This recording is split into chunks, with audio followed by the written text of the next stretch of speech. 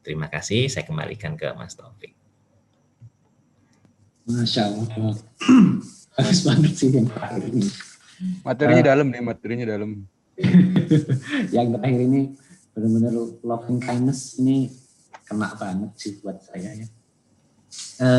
Jadi gini Dok, kita semua merasa tercerahkan ya, ilmu-ilmu yang tadi disampaikan banyak, bahwa kita itu belum tahu kenapa kita ini respon itu apa, maksudnya apa aja, terus kita kenaknya di mana aja, itu baru tahu tadi. Oke, baik. Pertanyaannya seberapa penting psikofarmaka ya atau farmakologi? Terus terang saya dokter ya, saya belajar ilmu kedokteran jiwa itu kalau dituntaskan mungkin sekitar 13 tahun mulai dari dokter umum ya. Dokter umum selama 6 tahun, kemudian kita belajar psikiatri itu sekitar 5-6 tahun rata-rata gitu. Nah, dalam konteks keilmuan kami bahwa perubahan perilaku itu tidak terjadi karena faktor psikologi dan sosial saja, yang itu penyelesaiannya membutuhkan sebuah kayak psikoterapi saja. Akan tetapi ketika seseorang itu mengalami perubahan perilaku, ada reseptor-reseptor di otak itu yang mengalami perubahan gitu. Oleh karena itu sangat tergantung based on kecemasannya seberapa parah gitu. Ketika termasuk juga kayak misalnya ansietasnya, depresinya dan sebagainya, itu ada kriteria masing-masing. Untuk depresi yang ringan misalnya, itu memang CBT atau psikoterapi itu sebuah hal yang utama gitu, dan psikofarmaka nggak perlu gitu, kecuali di saat-saat yang memang sangat dibutuhkan gitu. Nah, terus pertanyaannya seberapa penting? Karena ketika kita mengalami kecemasan itu ada perubahan reseptor otak gitu, yang seringkali tidak akan bisa pulih hanya dengan ngobrol.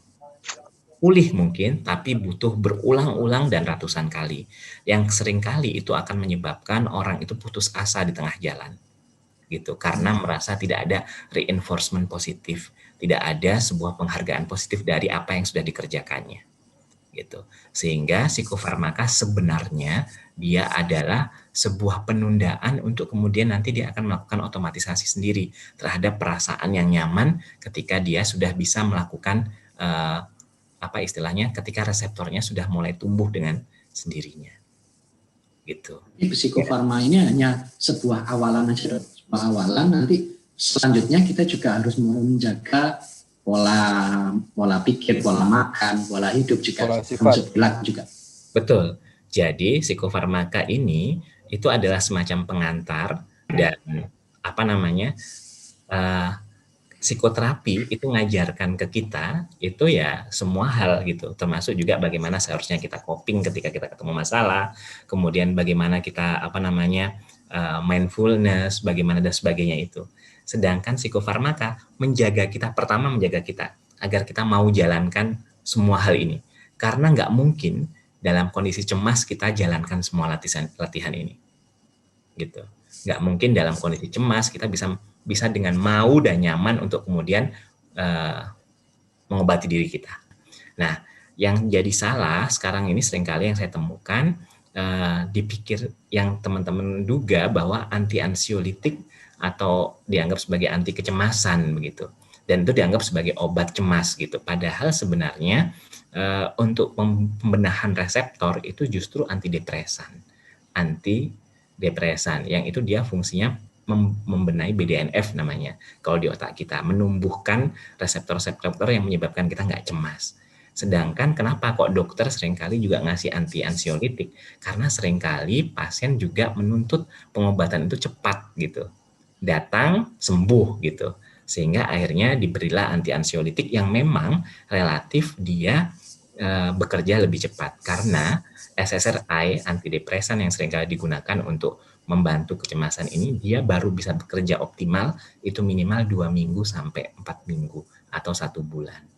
Jadi ketika kita cemas itu terjadi namanya down regulasi, jadi reseptornya itu kayak penggundulan hutan di dalam otak kita.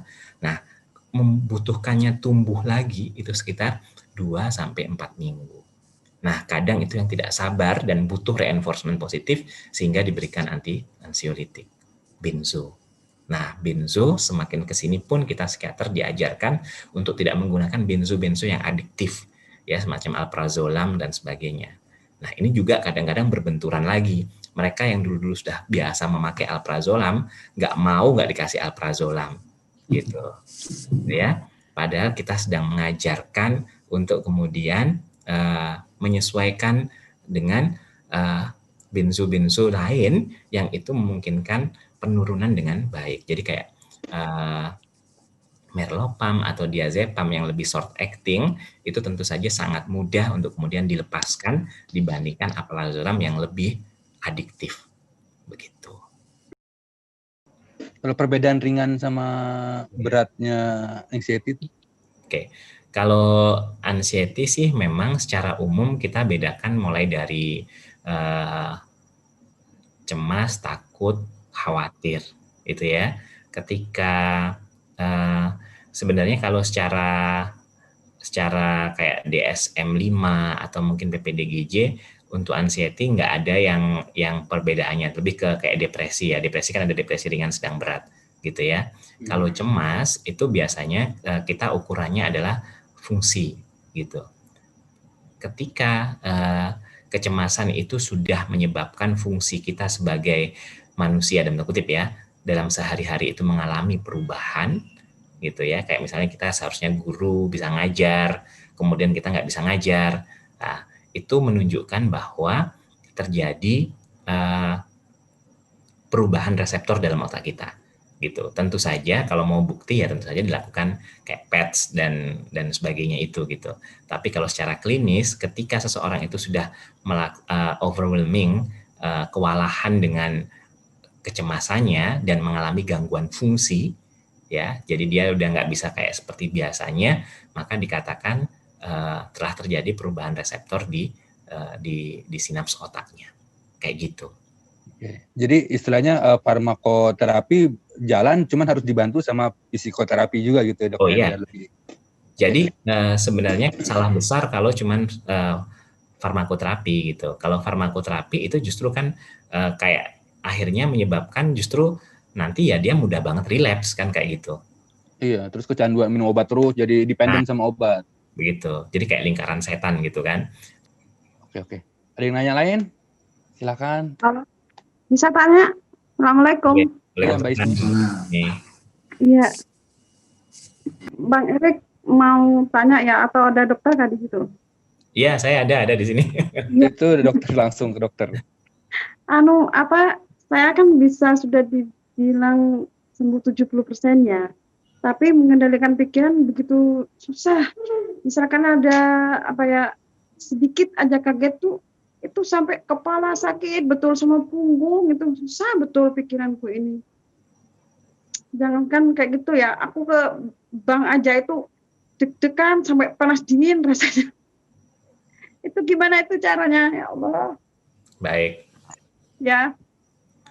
Baik Mbak Ismi, kan selama ini sudah mulai berobat ya, menurut saya itu sebuah tindakan yang baik begitu, dan tentu saja sebisa mungkin untuk meminta kepada siapapun yang sedang dijadikan sebagai ahli yang membantu Mbak Ismi itu untuk tidak sekedar bertemu dan kemudian memberikan resep kembali, tapi juga melakukan latihan psikoterapi. Jadi psikoterapi itu nggak hanya kayak ngobrol dan kemudian tanpa tujuan gitu. Psikoterapi itu boleh ditanyakan, dok, ini psikoterapi saya ini namanya apa? Gitu ya. Karena dengan itu nanti Mbak Ismi juga akhirnya tahu sebenarnya tujuannya untuk apa. Gitu. Termasuk alhamdulillah sih tidak pernah ke psikiater aku, alhamdulillah, cuman belajar mengatasi sendiri dari mulai parah sampai sekarang. Oh, bagus banget. Alhamdulillah ya. Bisa mengatasi. Bagus Mbak, bagus sekali. Jadi monggo dilanjutkan. Menurut saya sih karena ada banyak sekali ya buku-buku kayak ACT ya, misalnya acceptance and komitmen terapi, itu bisa dibaca dan kemudian coba dipraktekkan di situ. karena dia akan mengajarkan ke kita step by step untuk kemudian memulihkan kecemasan kita. Gitu. Paling kalau lagi cemasnya datang karena stres atau lagi banyak pikiran, nonton YouTube-nya Bang Erik gitu aja, ya alhamdulillah bisa reda cemasnya, paling sekitar 3 menit reda sudah. Wah, saya kayaknya harus belajar sama Bang Erik ini ya. Saya mau Wah, enggak dok. Saya mah juga penyintas, cuma saya pengen nulis buku aja biar sembuh. Sama mengatur nafas, mengatur pernafasan gitu aja aku kalau lagi banyak pikiran. Betul. Ya, karena ketika itu kita akhirnya jadi kayak sadar gitu. Kita langsung ke here and now gitu. Assalamualaikum, dokter. Waalaikumsalam. Matur nuwun Mbak Ismi.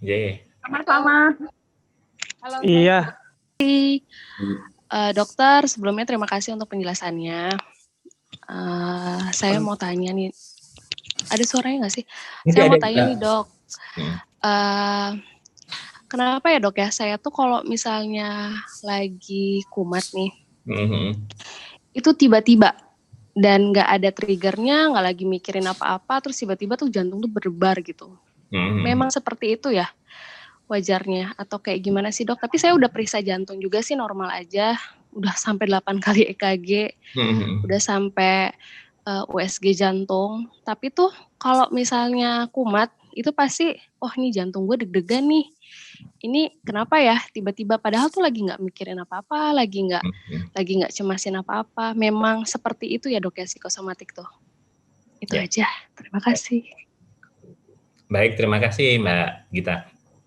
Jadi memang kecemasan itu banyak macamnya. Ada yang kita nyebutnya kayak agorafobia. Itu kecemasannya muncul kalau kita di keramaian atau tempat-tempat umum. Ada yang kecemasannya itu karena sosial. Jadi kita mau ketemu orang, mau ada pertemuan online, atau mungkin ada yang membuat kita nggak merasa aman. Itu namanya sosial fobia, social anxiety disorder. Gitu. Terus kemudian ada yang kecemasannya itu tidak dipicu apa-apa gitu ya, kayak misalnya panic attack dan sebagainya. Itu yang akhirnya kenapa orang-orang yang mengalami panic attack itu seringkali mereka mengantisipasi ya, jadi dia takut keluar karena nanti takut panik di sebuah tempat umum tanpa dipicu oleh apapun gitu. Nah, terus kemudian ada banyak yang lain-lain ya, intinya sangat beragam penyebabnya dan tidak satu faktor. Itu yang harus digarisbawahi. Nah, apakah selalu seperti itu? Enggak selalu seperti itu. Setiap orang ada model dan gaya yang berbeda. Gitu.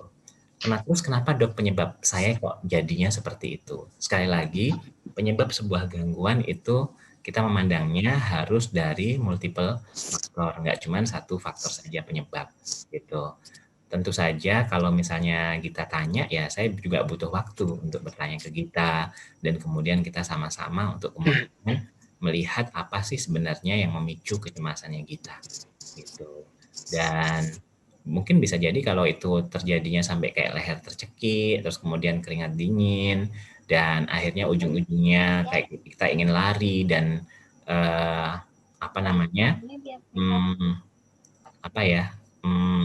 tanpa ada sebelum itu sebuah gambaran seperti semacam panic attack gitu. Nah, kalau panic attack ya kita bantu dengan ya cara mengelola panic attack. Tapi kita butuh waktu untuk tanya-tanya juga untuk kemudian memastikan apa kira-kira diagnostik yang pas untuk kita. Gitu. Terima kasih. Tapi itu bahaya nggak sih dok? Kayak gitu, soalnya saya kalau misalnya lagi diem aja, lagi nggak mikirin apa-apa, terus tiba-tiba kok deg-degan nggak jelas. Biasanya sih saya suka pakai saturasi oksigen itu ya, rate-nya tuh antara 90-100 lah.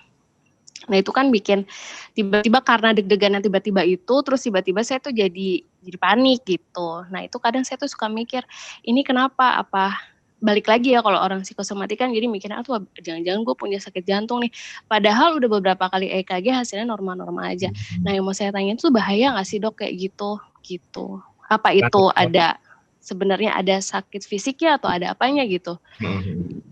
Kalau misalnya itu somatisasi, sebenarnya kalau bahayanya di fisiknya mungkin enggak gitu ya, tapi mungkin bahayanya ketika respon kita terhadap somatisasi kita gitu. Karena kan ada kayak jurnal-jurnal juga yang cerita kayak ada beberapa driver gitu karena dia punya kecemasan ketika serangan paniknya datang, dia justru lompat dari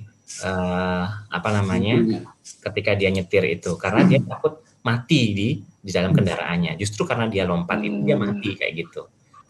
Nah, tapi sebenarnya nggak bahaya ya kalau misalnya memang sudah didiagnosa oleh dokter jantung misalnya, oh baik-baik aja kok ini jantungnya dan sebagainya gitu. Kalau saya sih kan mikirnya jangan gue mau jantungan nih, tapi sebenarnya enggak ya itu ya. Sebenarnya itu hanya pikiran aja. Tapi itu biasanya cuma 10 menit aja sih dok. Kalau saya hitung ya 10 menit, pas 10 menit turun langsung kayak gitu. Nah satu lagi dok saya mau tanya, ini saya juga kok kalau misalnya habis makan itu suka deg-degan. Nah kalau misalnya saya tanya sama Bang Erik, Bang Erik bilang itu kemungkinan respon dari lambung kayak gitu dok. Tapi memang seperti itu ya dok ya. Jadi semua hal sebenarnya dalam kegiatan aktivitas kita itu bisa memicu kecemasan, apalagi ketika itu kita kayak semacam anchoring gitu ya, kita kayak mengkaitkan itu sebagai titik di mana kita mengalami kecemasan. Nah, itu juga justru akan semakin membuat kita jadi kayak preokupasi terhadap hal yang kita rasakan itu, gitu. Dan itu bisa kita bantu dengan cara kita benar-benar mindful saat kita makan, gitu. Jadi turunkan kecepatannya, kemudian tingkatkan jumlah kunyahannya, kemudian rasakan betul, gitu. Sehingga kita betul-betul merasakannya pada detail makanannya, bukan pada rasa yang akan timbul setelah kita makan. Nah itu benar banget. Jadi saya suka mikir kayak gitu dok. Habis makan, aduh gue deg-degan nih pasti nih. Nah jadi deg-degan beneran. Oke gitu aja dok. Terima kasih dok atas penjelasannya. Terima kasih banyak. Halo dok. Assalamualaikum. Halo assalamualaikum. Gali. Oke, makasih dok ya atas infonya. Semua tadi itu sangat membuka pikiran saya sebenarnya. Saya kena anxiety itu dari didiagnosa dari 2019 dok ya. Awal. Terus selama setahun tuh saya aktivitasnya parah gitu. Sangat terganggu lah sampai ke psikiater ya. Cuma saya dikasih calcetine aja waktu itu. Saya minum dari bulan Januari tahun lalu sampai Januari kemarin sampai kurang lebih puasa. Setelah puasa sampai saat ini saya nggak minum lagi. Nah sekarang saya udah bisa olahraga dok ya. Olahraga berat kayak main bola. Saya udah aktif lagi olahraga main bola dan sebagainya. Tapi sometimes saya tuh pikir takut relapse lagi gitu loh. Ya, ternyata kayak gitu. Terus juga kalau untuk pikiran negatif mungkin sedikit demi sedikit saya kelola. Cuma saya takut itu aja sih dok. Kadang terpikir kayak nanti kalau saya relapse lagi gimana ya. Gitu aja sih dok. Itu nanti solusinya gimana dok? Saya mau nyoba kalau relapse lagi mau nonton videonya Bang Erik itu loh. Saya udah ikutin video Bang Erik. Udah dari step 1 sampai semua step itu. Oh sudah ya? Wah ya. Baik. Wah menarik sekali ya. Saya harus belajar banyak nih. Baik, intinya gini. Intinya emosi itu persis kayak kita sedang naik bus ya. Kita sebagai drivernya. Emosi itu nanti dia kayak penumpang. Dia itu akan naik ke dalam bis kita. Tapi yang perlu kita tahu bahwa penumpang bis itu juga akan turun. Gitu. Sebagai seorang driver yang baik, tentu saja kalau kita terus memperhatikan siapa yang naik dan siapa yang turun, dan kita terlalu fokus terhadap orang yang salah satu yang naik, mungkin menor banget sampai akhirnya kita terus-menerus lihat kaca atas kita ini, gitu tentu saja bikin kendaraan kita jadi nggak bisa jalan, bahkan mungkin oleng, nabrak dan sebagainya. Tapi fokus kita itu pada sesuatu yang ada di depan kita, bukan pada penumpang-penumpang yang naik dan turun ini. Gitu. Jadi apakah ini bisa relapse? Mungkin bisa saja. Dan tapi yang perlu kamu garis bawahi, ini juga pasti bisa pergi. Demikian. Halo, assalamualaikum. Iya, itu sih dok. Halo, Assalamualaikum. Karena waktu itu Bentar ya. traumatik saya agak tinggi ya mungkin ya, karena sampai dagu saya tuh kaku gitu kan, sampai gitu kan, sampai habis itu saya dari tempat kerja tuh langsung pulang ke rumah, Dok. Nah itu sampai rumah ya nggak kerasa lagi itu sensasinya gitu kan. Nah itu saya takut banget. Yang kedua, pas sholat Jumat itu dulu saya sering kambuh pas sholat Jumat. Nah sampai sekarang saya sholat Jumat udah aktif lagi alhamdulillah, cuma di paling belakang gitu sih, Dok, sampai saat itu masih kayak gitu. Nah itu aja sih, Dok, yang masalah di saya mungkin ya. Ya, kalau menurutku sholat Jumatnya itu perlu disiplin. Jadi kalau kita udah mengenal situasi-situasinya itu kayak sholat Jumatnya kita CBT, terus kemudian kita lakukan sendiri aja gitu. Kita dispute sendiri ketika kita sholat Jumat itu apa sih pikiran-pikiran yang mungkin muncul gitu ya. Terus kemudian kita ragukan dan kemudian kita cari pilihan-pilihan alternatifnya yang bisa kita pikirkan. Kemudian pilihan-pilihan alternatif itu kita jadwalkan tiap hari untuk memikirkan jawaban terkait dengan situasi yang kita hadapi itu. Gitu, itu cara kerja CBT. Dia modelnya kayak behavior therapy, jadi latihan ya, Dok, latihan berulang. Nah, beberapa itu 90 hari mengatakan ketika kita sukses di situ, biasanya itu akan jadi sesuatu yang otomatis. Dan terus terang banyak banget yang sudah bisa melakukannya kayak gitu.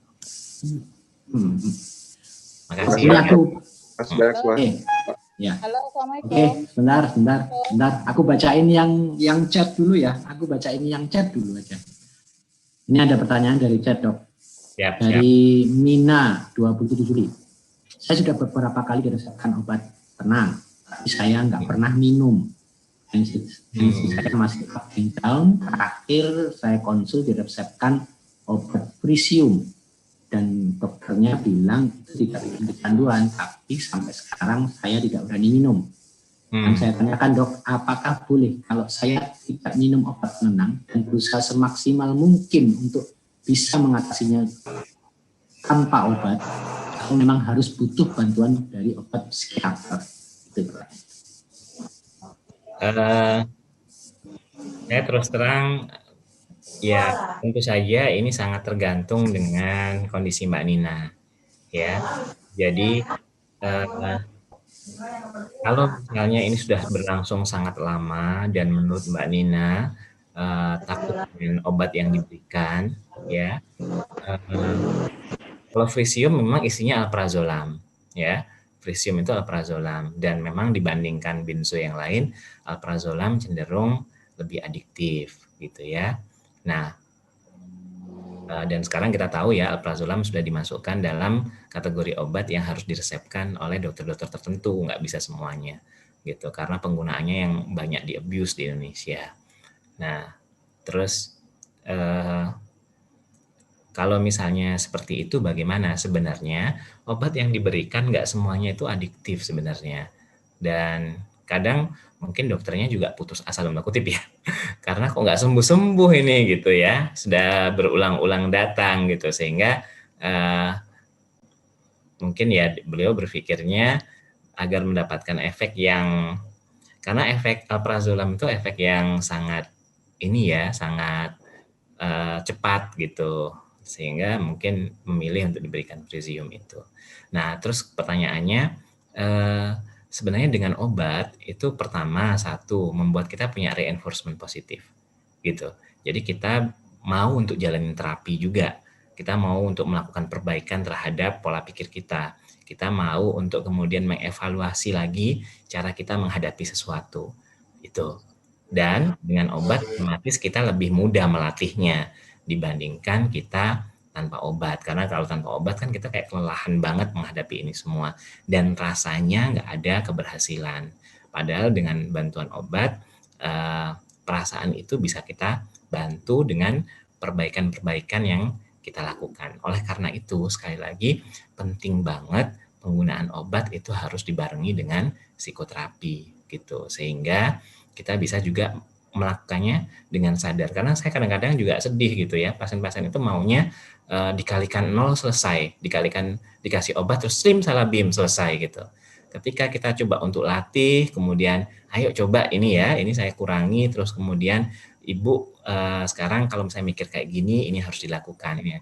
Itu, aduh nggak usah dok, sudah itu aja, obatnya aja kayak gitu ya. Karena kita sering kali itu kayak simsalabim maunya selesai gitu, tapi nggak mau untuk kemudian berlatih dan kemudian melakukan tindakan-tindakan yang itu akan membantu otak kita untuk belajar sehingga bisa mengembangkan sebuah pola kerja baru terhadap sikap, terhadap masalah, terhadap apapun yang sedang kita hadapi nantinya.